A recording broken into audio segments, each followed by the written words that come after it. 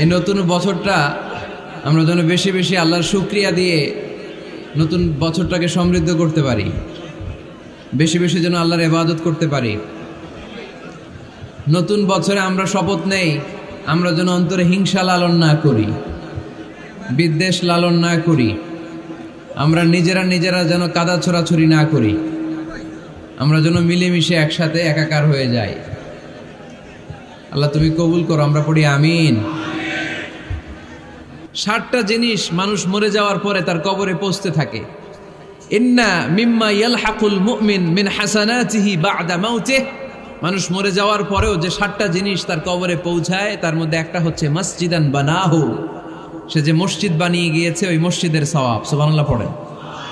আপনি টাকা দিয়ে মসজিদ বানিয়ে দিলেন, ওই মসজিদে মুসল্লিরা নামাজ পড়ে, রোজাদাররা এসে ওখানে ইফতার খায়, তাহাজ্জুদ আদায়কারীরা তাহাজ্জুদ পড়ে, তাদের সওয়াবের কমতি হবে না, কিন্তু তাদের সওয়াবের একটা পার্সেন্টেজ সওয়াব যে ব্যক্তি মসজিদ বানালো তার আমলনামায় আল্লাহ ঢুকিয়ে দেয়। সুবহানাল্লাহ বলতে পারলেন না? হে নামাজি আমার ঘরে নামাজ পড়ো আজ, দিল মে তোমার চরণ তলে হৃদয় যায় নামাজ। হে নামাজি আমার ঘর